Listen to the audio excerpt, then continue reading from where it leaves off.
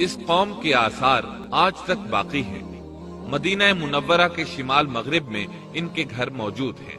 اب یہ علاقہ مدائن صالح کے نام سے مشہور ہے۔ سورۃ النمل میں اللہ تعالیٰ فرماتے ہیں، بس یہ ان کے گھر ہیں جو ان کے ظلم کے سبب ویران پڑے ہیں، بے شک اس میں دانش مندوں کے لیے نشانیاں ہیں۔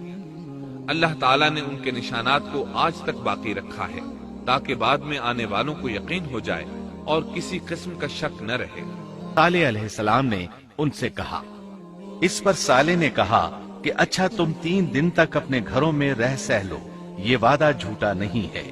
مطلب یہ کہ تمہیں صرف 3 دن کی مہلت ہے، اس کے بعد تم سب کے سب ہلاک کیے جاؤ گے۔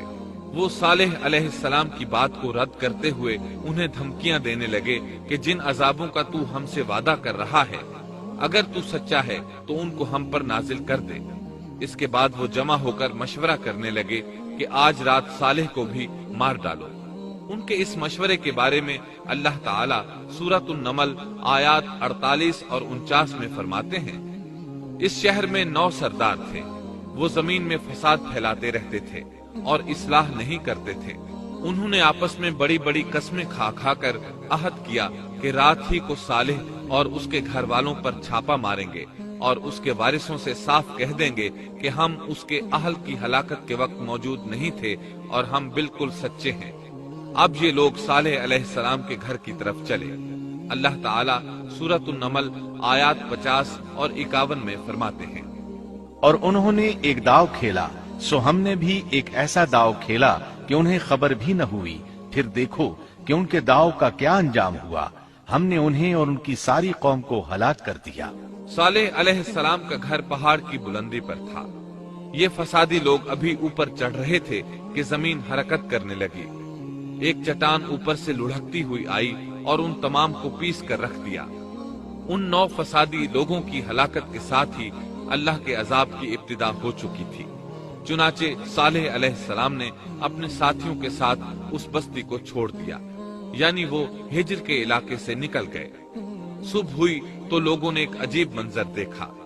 قوم سمود کے تمام لوگوں کے چہرے زرد پڑ چکے تھے، وہ سب رونے لگے کیونکہ عذاب کے آثار شروع ہو چکے تھے۔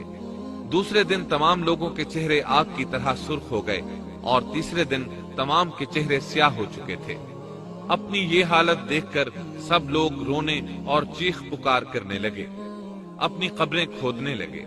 اب انہیں یقین ہو چکا تھا کہ عذاب کا وعدہ برحق تھا۔ اللہ تعالیٰ نے انہیں پہلی قوموں کی طرح ایک قسم کا عذاب نہیں دیا تھا، جیسے قوم نوح کو صرف طوفان کے ذریعے ہلاک کیا گیا، قوم عاد کو صرف طوفانی ہوا کے ذریعے ہلاک کیا گیا، لیکن قوم سمود کو اللہ تعالیٰ نے طرح طرح کے عذابوں سے دوچار کیا، اس لیے کہ انہوں نے اپنی مطلوبہ شرط پوری ہونے کے باوجود ایمان قبول نہیں کیا تھا۔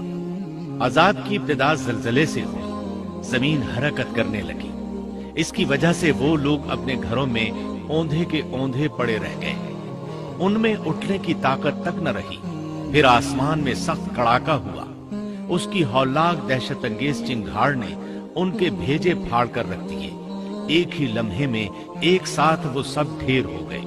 ان کی ہلاکت اور تباہی کو بیان کرتے ہوئے اللہ تعالیٰ سورۃ الذاریات آیات 43 تا 45 میں فرماتے ہیں، اور سمود کے قصے میں بھی عبرت ہے، جب ان سے کہا گیا کہ تم کچھ دن تک فائدہ اٹھا لو، لیکن انہوں نے اپنے رب کے حکم سے سرتابی کی، اس پر انہیں ان کے دیکھتے دیکھتے تیز و تند کڑاکے نے ہلاک کر دیا، پس نہ تو وہ کھڑے ہو سکے اور نہ بدلہ لے سکے۔ اسی طرح سورہ ہود میں اللہ تعالیٰ نے ان کی تباہی کا نقشہ اس طرح کھینچا ہے کہ ایک زور کی کڑک نے ان ظالموں کو آ لیا، پھر تو وہ اپنے گھروں میں زانوں کے بل مردہ پڑے رہ گئے، ایسے گویا کہ وہ کبھی آباد ہی نہ تھے۔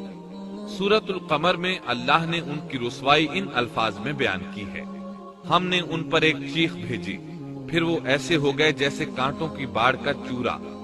دوسری طرف صالح علیہ السلام اور ان کے ساتھیوں کو اللہ تعالیٰ نے اپنی رحمت سے نجات دی۔ اللہ تعالیٰ سورہ ہود آیت 66 میں فرماتے ہیں، پھر جب ہمارا فرمان آ پہنچا، ہم نے صالح اور ان پر ایمان لانے والوں کو اپنے فضل سے اس سے بچا لیا اور اس دن کی رسوائی سے بھی، یقیناً تیرا پروردگار نہایت توانا اور غالب ہے۔